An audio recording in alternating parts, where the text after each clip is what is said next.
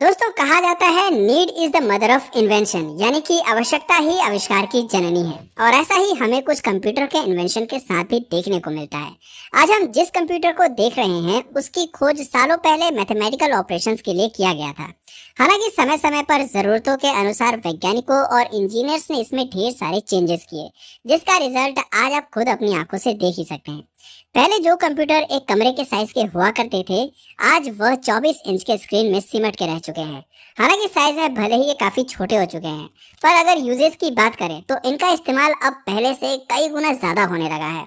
और हो भी क्यों ना, आज के टाइम में हर चीज ऑनलाइन है, डिजिटल का जमाना है। पेपर वर्क की जगह अब कंप्यूटर ने ले ली है। यही वजह है कि आज चाहे कोई प्राइवेट ऑफिस हो या फिर कोई सरकारी बैंक, हर जगह आपको कंप्यूटर देखने को मिल जाएगा। आज टिकट बुकिंग से लेकर ईमेल भेजने तक, ऑनलाइन रिजल्ट देखना हो या फिर स्टडी करनी हो, या फिर हमें गेम ही क्यों ना खेलना हो, सभी कामों में कंप्यूटर का इस्तेमाल होने लगा है।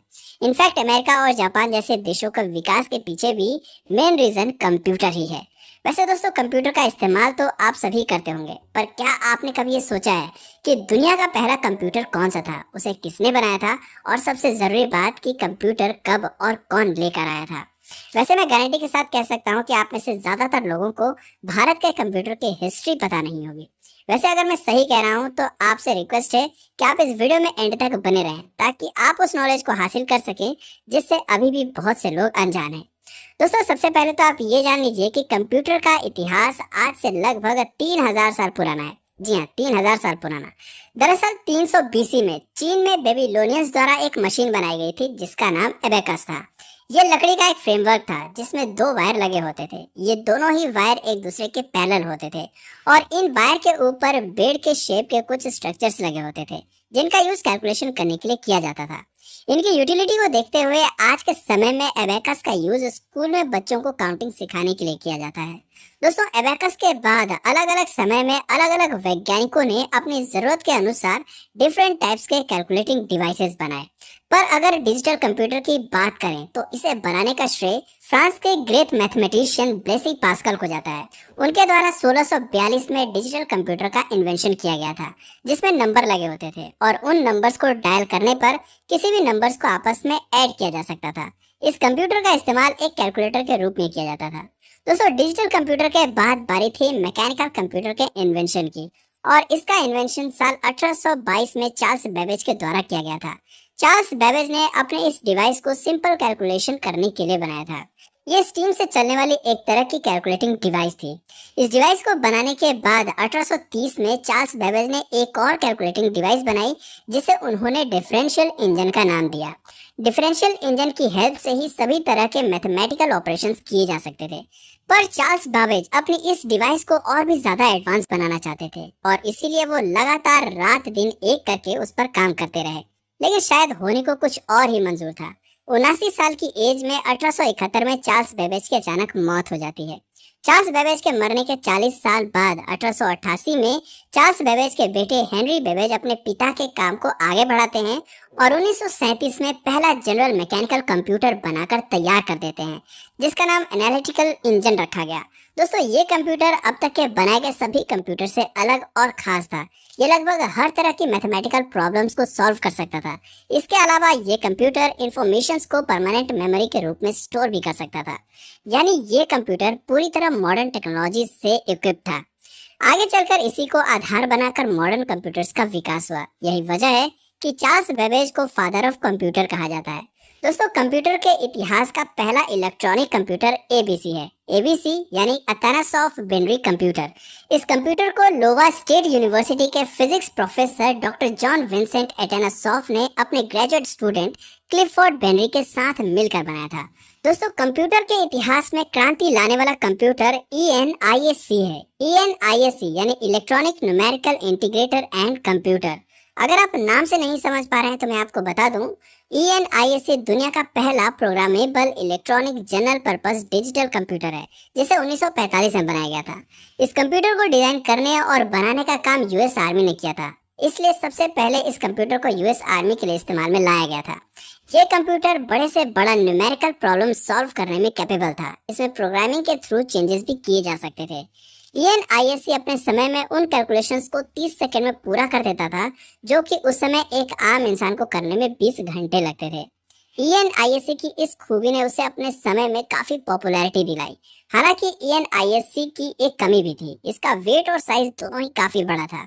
अगर साइज की बात करें तो इस कंप्यूटर को किसी जगह पर रखने के लिए 20 बाई 40 फीट का कमरा होना चाहिए था, जबकि इस कंप्यूटर का वेट लगभग 30 टन था। यह कंप्यूटर पर्सनल यूज के लिए नहीं था, इसका इस्तेमाल किसी एरिया स्पेसिफिक से जुड़े लोग ही कर पाते थे। दोस्तों, इस पहले प्रोग्रामेबल कंप्यूटर के बनने के कुछ ही समय बाद पूरी दुनिया में एक इंडस्ट्रियल रेवोल्यूशन आ गया। दुनिया की हर बड़ी कंपनी कंप्यूटर बनाना और उसे बेचकर पैसे कमाना चाहती थी, जिस वजह से अलग अलग समय पर इन कंपनीज ने कई ऐसे इलेक्ट्रॉनिक डिवाइसेस बनाए जो कि कंप्यूटर के मॉडर्नाइजेशन में बहुत काम आए, और इसी के बेसिस पर कंप्यूटर्स को 5 जनरेशंस में बांटा गया। अगर फर्स्ट जनरेशन की बात करें तो इसका टाइम पीरियड 1940 से 56 तक का था, और इस बीच जो कंप्यूटर्स बनाए गए उसमें वैक्यूम ट्यूब्स का इस्तेमाल किया गया था। ये वैक्यूम ट्यूब साइज में बहुत बड़े और वजनदार होते थे, इसलिए फर्स्ट जनरेशन के कंप्यूटर साइज में बड़े और वजनदार होते थे, जिस वजह से उन्हें एक जगह से दूसरी जगह नहीं ले जाया जा सकता था। दोस्तों, ENISC भी फर्स्ट जनरेशन के कंप्यूटर का ही एग्जाम्पल है। इसमें 20,000 वैक्यूम ट्यूब्स, 10,000 कैपेसिटर्स और 70,000 रेजिस्टर्स लगे होते थे। ENISC के अलावा EDSEC, IBM 701 भी फर्स्ट जनरेशन के ही कंप्यूटर हैं। दोस्तों, आइए आप जानते हैं सेकंड जनरेशन के कंप्यूटर को, लेकिन उससे पहले मैं आपको बता दूं कि इस जनरेशन का टाइम पीरियड 1956 से 63 तक था। इस जनरेशन में हमें एक नई टेक्नोलॉजी देखने को मिली थी, जिसका नाम ट्रांजिस्टर्स था। इस नई टेक्नोलॉजी ने कंप्यूटर में वैक्यूम ट्यूब्स खत्म कर दिया, जिसके बाद कंप्यूटर्स में वैक्यूम ट्यूब्स की जगह पर ट्रांजिस्टर्स का इस्तेमाल होने लगा। ट्रांजिस्टर्स के इस्तेमाल की वजह से कंप्यूटर का साइज पहले से थोड़ा छोटा हो गया और वजन भी कम हो गया। इसके साथ साथ कंप्यूटर की प्रोसेसिंग भी फास्ट हो गई। इस जनरेशन के कंप्यूटर में IBM 7070, फिल्को ट्रांजेक S1000 और RCA 501 का नाम शामिल है। इन सभी कंप्यूटर्स में TX0 ट्रांजिस्टर्स का इस्तेमाल किया गया था, जिसका इन्वेंशन 1956 में हुआ था।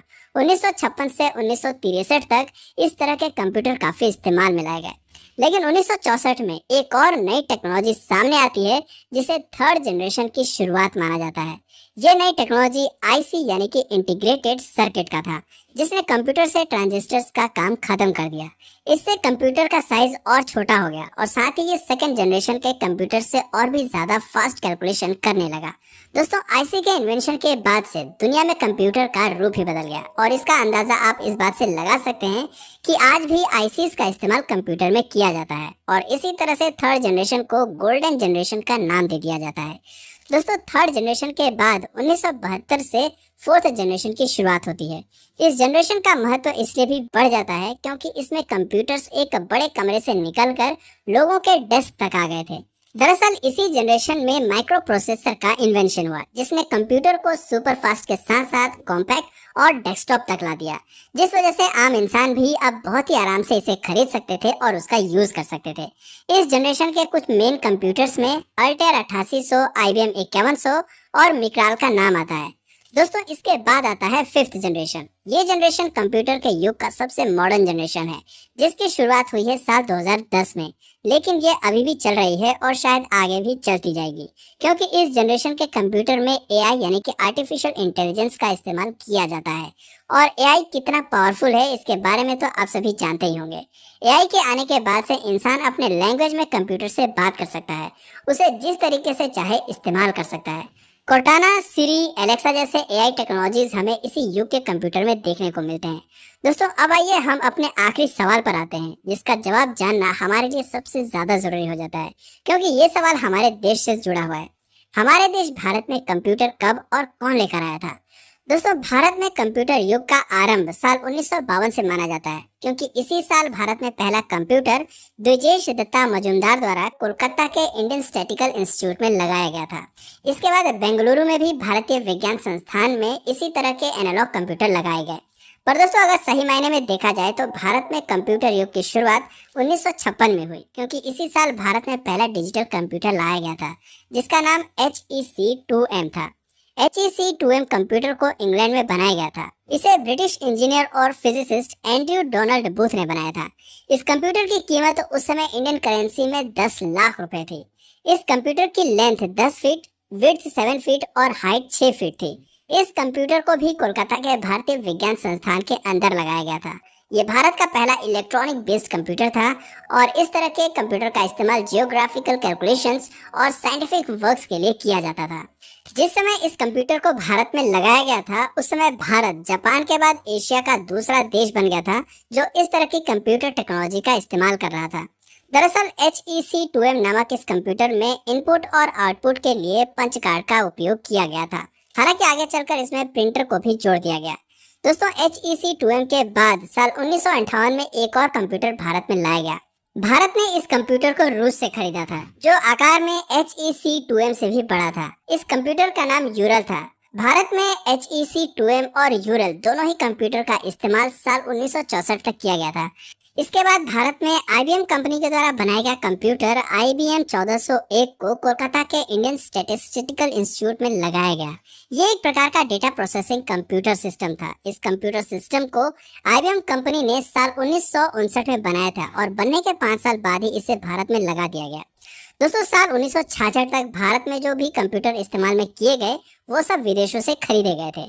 लेकिन साल 1966 में भारत की दो इंस्टीट्यूशंस, इंडियन स्टैटिस्टिकल इंस्टीट्यूट और कोलकाता की जादवपुर यूनिवर्सिटी ने मिलकर भारत का पहला स्वनिर्मित कंप्यूटर बनाया, जिसका नाम ISUZU था। दोस्तों, इससे पहले भारत जिन भी कंप्यूटर का इस्तेमाल करता था, फिर चाहे वो HEC2M हो या URL, ये सभी वैक्यूम ट्यूब पर बेस्ड थे। लेकिन भारत में बने ISUZU में ट्रांजिस्टर का इस्तेमाल किया गया था। भारत में बना पहला सुपर कंप्यूटर परम 8000 था। इसके बारे में तो आप डेफिनेटली जानते ही होंगे। खैर, अगर नहीं जानते तो मैं आपको बता दूं कि परम 8000 को CDAC यानी कि centre for development of advance computing द्वारा साल 1991 में आर्किटेक्ट P भाटकर की टीम द्वारा डेवलप किया गया था। संस्कृत भाषा में परम का मतलब सर्वोच्च होता है और जैसा कि इसका नाम है, जब परम 8000 सुपर कंप्यूटर पूरी तरह से बनकर तैयार हुआ था, उस समय यह दुनिया का सबसे पावरफुल कंप्यूटर था। इस सुपर कंप्यूटर को बनाने में 3 साल का समय और 3 करोड़ की लागत आई थी। परम 8000 सुपर कंप्यूटर साइज में इतना बड़ा है कि ये एक बड़े कमरे को पूरी तरह से घेर सकता है। इस सुपर कंप्यूटर को बनाने में सबसे बड़ा योगदान नालंदा यूनिवर्सिटी के चांसलर डॉक्टर विजय P भाटकर का था। इसलिए इन्हें आज father of Indian super computer भी कहा जाता है। दोस्तों, परम 8000 के बनने के 7 साल बाद साल 1998 में परम 10000 को भी भारत में बनाया गया और इसे बनाने में भी डॉक्टर विजय P भाटकर का सबसे बड़ा योगदान था। दोस्तों, इसके साथ ही आपको जानकर खुशी होगी कि आज भारत अपने सभी सुपर कंप्यूटर खुद बनाने में कैपेबल है। इनफैक्ट आज के समय में पूरी दुनिया में भारत अपने सुपर कंप्यूटर को एक्सपोर्ट भी करता है। तो दोस्तों, आज के लिए फिलहाल इतना ही। आपका फेवरेट लैपटॉप कौन सी कंपनी का है, नीचे कमेंट सेक्शन में जरूर बताएं। और अगर इस वीडियो से आपको कुछ नया जानने या सीखने को मिला या फिर इंटरेस्टिंग लगा तो प्लीज इस वीडियो को एक लाइक करके अपने फ्रेंड्स और फैमिली में से जरूर शेयर करें। और यदि आप इस चैनल पर नए हैं तो प्लीज इस चैनल को सब्सक्राइब करके बेल नोटिफिकेशन आइकन को ऑन कर लीजिए ताकि हमारे आने वाले वीडियोस आप मिस ना करें। मिलते हैं फिर किसी वीडियो में नए टॉपिक के साथ। तब तक के लिए नमस्कार।